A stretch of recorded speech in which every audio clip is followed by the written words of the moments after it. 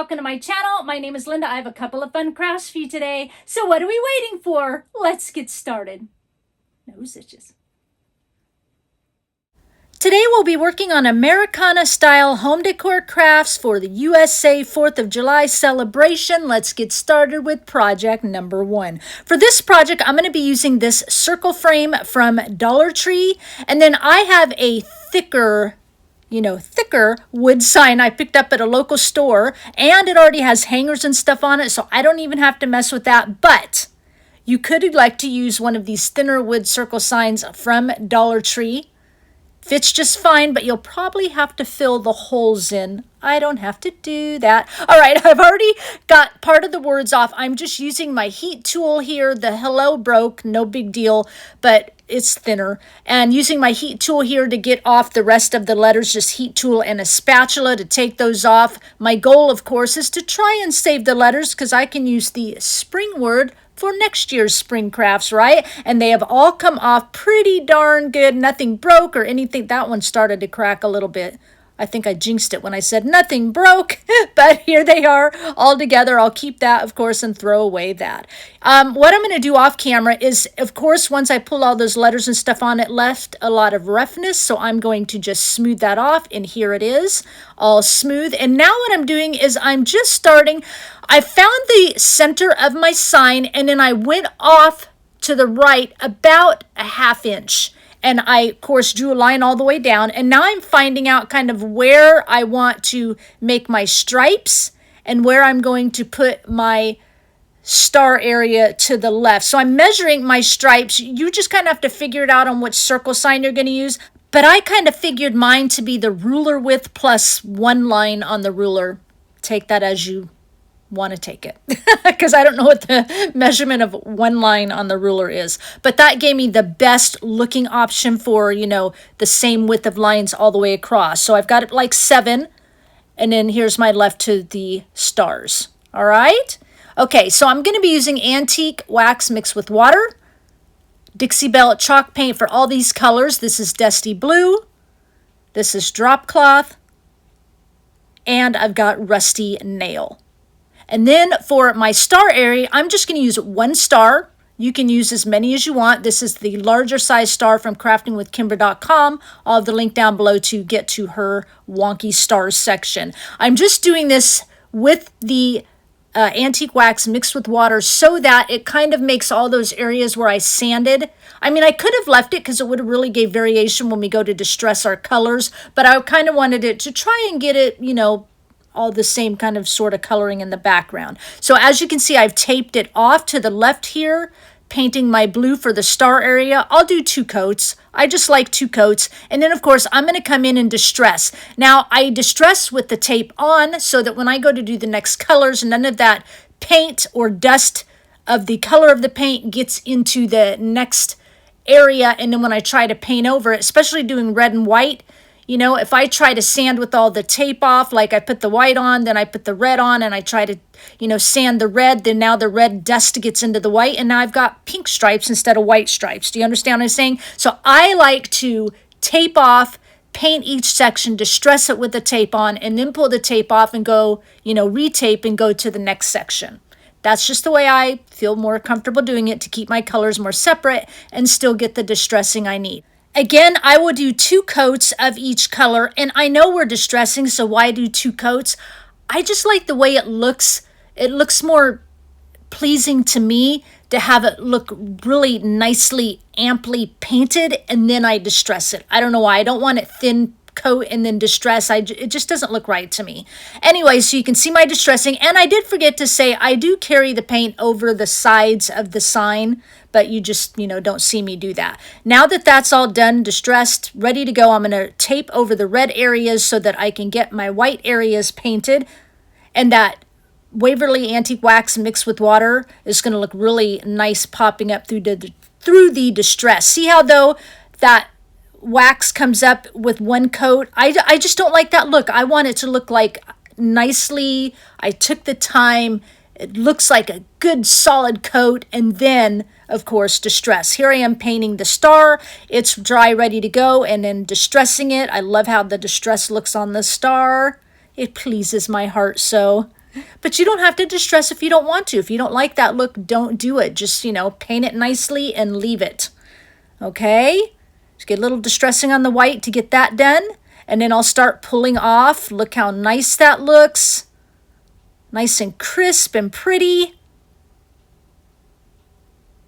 I love how this turned out and really simple to do. I think the most time it took was to tape things off and maybe draw the lines when I figured out how wide I needed to be, the width of a ruler plus one line. All right, now I'm taking Dixie Belle chalk paint in the color Caviar, really dry brush. I mean, I don't know, in person, you can see it on the red there really good, but it's really more vibrant in person. But I just kind of wanted to do some shadowing, and so I thought like dry brush, really, really light with that Caviar color, which is just another, word for black paint, gives it that little bit of a hint of look I'm looking for. Now I'm going to take Dixie Belle chalk paint in the color Chocolate, and I'm going to paint up our Dollar Tree framing here. I was going to go black, but I thought it kind of took away from the colors on the inside. So I thought just a nice brown, and then once you distress it a little bit, tone it down, it'll look nice. All right, I do have a free printable for you. I'm going to use Home Sweet Home. I've got 2 designs for you. I wanted more of the capital letters in the middle because I thought it looked nice with more of the starkness of the, the lines of the stripes. But I gave you 2 designs. There'll be a PNG version and a PDF version. Link to my blog in the description box. So I'm going to go ahead and get that on here. Bella's joining us to the left. My kitties like to join me. I've already distressed the frame in the upper left corner if you want to take a look at that really quick as I pull off the transfer tape here. If you don't have electronic cutting sign, you can take the PDF, draw it on using some carbon paper, and then you can paint it in or do like Sharpie paint markers or something like that. Now I'm taking black chalk paint mixed with water and my fan brush, doing just some slight splatters on here so that it looks really nice. It ties everything together. I'll do a little bit on the star as well. It's such a big piece, I'm just going for certain areas. Even here on the frame, I just tap a little there, come over to tap a little, tap a little. It's not the whole frame. You don't want it to be too much. And now what I'm doing is just marking where my sign sits on this frame so that I know where to add my glue so it doesn't spill out too much, when I attach the 2 together. And I'm just using my Beacon Fabri-Tac glue for this. It works perfectly wonderful. I'll kind of spread it out a little bit so I don't have too much leakage across the sides here. I'll lay my sign on top. And then once that's set up, I will go ahead and glue my star down. I love it. Like I said, really simple, but I love it. And once I do this, that makes this project complete. We'll take a look at the results at the end of the video. Let's move right on into project number 2. For this project, you knew it was coming. I'm going to be using some fabrics. This is some trim from Hobby Lobby, as well as this trim. You can use whatever trims, fabrics, whatever you want. This fabric is actually a big curtain I found at a thrift store. This is from Garage Sale, I believe. This fabric is from Hobby Lobby. I think this one is too. This one could be. I don't know. I know this one is. This is from Walmart. And then I've got a pair of jeans from a thrift store, as well as some crochet fabric from Dollar Tree. I know the jeans are weird. Bear with me. And this is just a machine-made quilt. I'll have 2 pieces in a minute. I buy it off eBay or Wayfair. You can get them off Amazon. And this is a vintage tablecloth I got probably 10 years ago. It had holes in it. I've been ripping it up. Our Crafting with Kimber stars. And for my hanger, Bella's going to help me show you. I found this at a thrift store. It had like a canvas thing hanging off of it, but I got it because I wanted that, the little end caps on the end. Now, you could get these from Hobby Lobby and put a dowel in between too and make your own, but mine's already rustic and ready to go. Now, this is for the back of our flag. We're making a hanging flag. It's about 17.5 inches in length, and it's about 13 inches in width. Now, what I've got here marked off is 2 inches, and that is because I want to leave 2 inches to wrap around the pole of our hanger, right? So I've got it pinned down, and once that 2 inches is down, of course, now you're going to have 15.5 inches in length. That's your working area, okay? All right, so see, I want to show you. You can either wrap it around like I'm going to. It takes just about 2 inches. Or whatever you use, you could just hang it like that, glue it on and hang it like that, however you want to do it. Now, if you want, you can just use 3 fabrics for your flag. You could use just a red for your backing, and then you could just place, white stripes on the front, and then you have your blue star area. So you don't have to use as many things as I'm going to use. You work with it however you feel comfortable, okay? Mine is just inspiration. All right, I've pinned my 2 inches back, so I know don't touch that area. And then I'm just laying down my red, and I know they're cream stripes, but it's farmhouse, it's Americana, it's fun. Now, I've ripped my fabric somewhere around the 2-inch mark. I wasn't trying to be real, precise. And my shorter pieces are somewhere around 12 inches, and my taller pieces are somewhere around 15 inches because, our blue star area is going to go above those short pieces, so I don't have to rip as long. And I'm leaving about a 1/4 inch border all the way around. And I'm overlapping my stripes so that the stripe next to it is somewhere around 1.5 inches. Now, you may not want to overlap at all. You might want to just lay them next to each other. Do what you think looks best for you. And then like this is not even fabric. That is that trim from Hobby Lobby. And Hobby Lobby has all sorts of farmhouse trims that are reds and whites and that. You might want to just use all trim. I don't know. Fabric, trim, you do you. I wanted to add a little bit of vintageness to it onto the white stripes. So I'm adding some vintage eyelet lace. This is just some crochet trim. And this is some of that Dollar Tree trim. I thought, like I said, it would add vintageness to it, and plus it would add more texture. Now, my blue star area is about 7.5 inches in length and about 5 inches in width. Again, I just ripped that piece of fabric. Makes it quick and easy. And then some of this star ribbon, I actually go to use a little bit more later, so more than 1 piece, 3 pieces. And then here's an area of those thrifted jeans I cut out. I know it probably looks weird, but I love the texture on it, and I thought it would add a little bit more to our star area. Some of the vintage tablecloth I ripped up, these are going to, represent our stars, of course. And like I said, I'll add more of the star ribbon in a little bit. If you're a gluer, you can use a fabric glue or hot glue and glue all your pieces into place. All right. Making sure you leave 2 inches at the top if you're going to wrap it around and you didn't pin it to the back. Now, of course, if you're a sewer, you're going to sew all your stripes on first. Individually, unless you want to just go right over the top. But I want mine kind of individually sewn on around each one. And then I'll sew on all my different laces and things on top. And then, of course, all the things in the star area, except I'm not going to sew on the tablecloth. I'll probably glue it. Now, gluers, you don't have to worry about this part, but sewers, when we sew all that stuff to the front, you're going to see all your threads on the back. So unless you have a thread that exactly matches your fabric and it blends in, you might want to do a backing. Now, I cut my back piece 2 inches shorter because I'm using that quilt material, right? So I cut it to keep that 2 inches so it's thinner to wrap around my pole. If you're using just regular fabric, you could make both pieces the same size and then wrap them around together. So I hope that makes sense. I cut my back piece shorter so that I can keep that one piece thinner to wrap. And that's why I have that little border around our flag area so that we could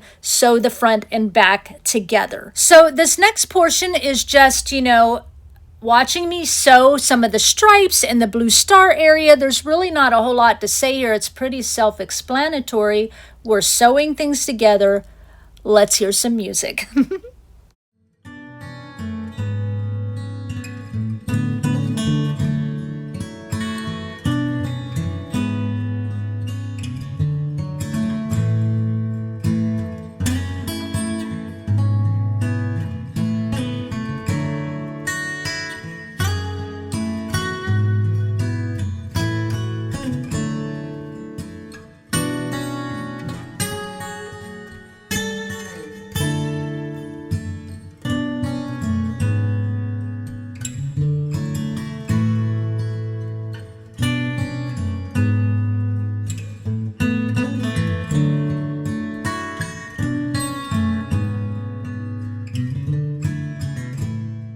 Okay, so we have our first round of sewing done. As you can see, I did use kind of a darker thread, so it adds a little contrast to it. And now it's time, if you want, to put on your vintage laces, although really it's only one vintage lace, the Eyelets vintage lace. This one's a little long. I'm going to cut it down. I don't mind that the laces are shorter than the stripes or anything like that. I just think it adds some fun, and let's enjoy music and get these sewn on.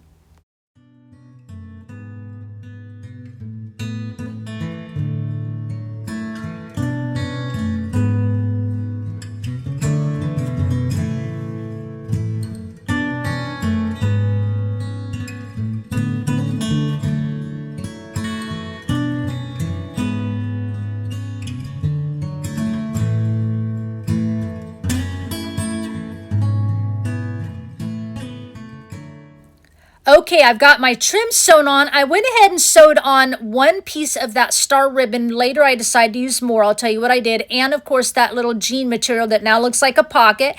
And because I used that contrasting thread, you could see how pretty it is on the back. Nope, it's ugly. But like I said, if you use a thread that matches, you don't have to worry about it.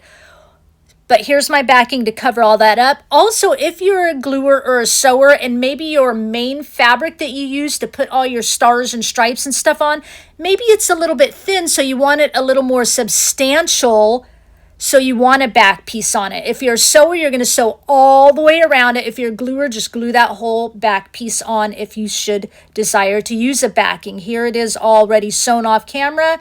I gave you a rest from the machine. I left 2 pins in. Let's take those out. And now it's time to take my leftover 2 inches and get them glued onto my hanger.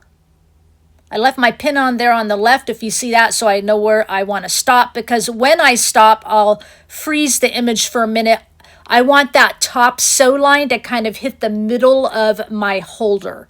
All right, so I'm just going to keep gluing till I get it glued up as far as I want, and that Fabri-Tac glue again holds just fine. You can definitely use hot glue if you want to do that. All right, it's going to flip over here in a minute so you can see where my sew line kind of hangs right there. All right, gives it a little nice border. And in here I decided it just needs something else. So what I did is I took a couple more strips of that ribbon and I just sewed through it. And now I'm gluing it on to make it look like I sewed it on in the first place, huh? And now I'm gluing my whole little tablecloth piece here to look like my stars.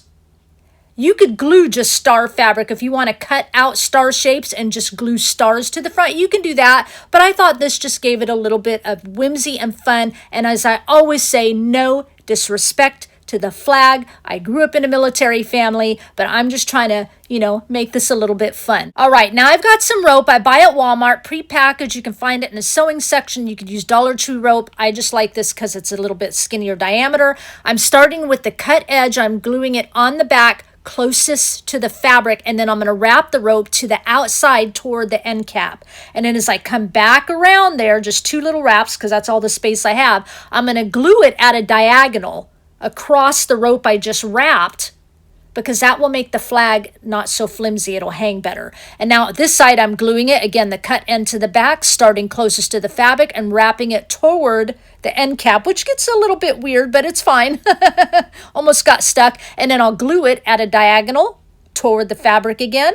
And that makes this project complete.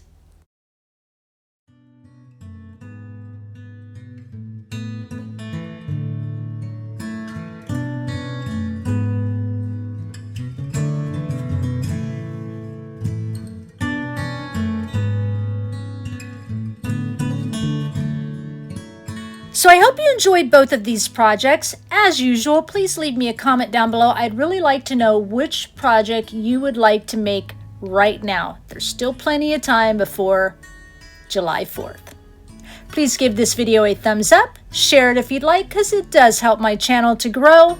And if you walked in here for the first time, you're just checking things out, you're digging what you saw, make sure before you click off, you hit that subscribe button and notification bell so you don't miss out on another project from me. Now before I go, I'm going to leave you with one final thought. The gift of faith is important. It's believing and knowing with all your heart without struggle or doubt that God will effectively work in you and through you. So here's a question for you. Is Jesus your person? If he is, then remain true to him. Remain true for what he stands for, because he stands for you. He stands in truth on a solid rock and does nothing without purpose. God created all things. He created the heavens and the earth. He created you. He does nothing that will not be everlasting, and so his word was established, set firm through the ages, for you. It was written so that you would have words to live by as your faith increases through all of life's endeavors, from learning about past mistakes to gaining wisdom with overcoming challenges or seeking guidance in new beginnings. God wants your feet firmly established upon his words so that you succeed in life, so that you have hope when life brings you down, so that you have his promises when you stand at the foot of his throne. No matter what trials may come your way, Jesus wants you to believe and trust in his light as he leads you in all things. He will never let you walk through darkness while holding on to the light of his hope. Having faith in his constant direction will bring you securely out of any valley you may be walking in and lead you directly to the top of his mountain. In the Bible, the book of John, chapter 8, verse 12, it says, "Then Jesus said, I am the light to the world, and those who embrace me will experience life-giving light, and they will never walk in darkness." Jesus has stated you would never be alone. The book of Matthew, chapter 28, verse 20 says, "And never forget that I am with you every day, even to the completion of this age." He also said that you would never be forgotten. The book of 1 Peter, chapter 1, verse 2 says, "You are not forgotten, for you have been chosen and destined by Father God." His word says these things so that you may be certain and without fear that his mighty power will guard and protect you, while giving you courage and strength no matter what may come your way. Although you have not seen him, love him passionately and remain true to who he is and all that he does for you. Focus on the outpouring of his grace that was destined for you, and fasten your faith, hope, and future in him alone. Listen, receive, and respond to whatever he has for you. He knows you best and will fashion his plan for your life to whatever your heart needs. Treasure everything he reveals to you, because in all ways and for all time, he is your truth. He is your way. He is your life. He is your light. And he is your great I am. I thank you for sharing your time with me, and I'll talk with you again soon. Bye.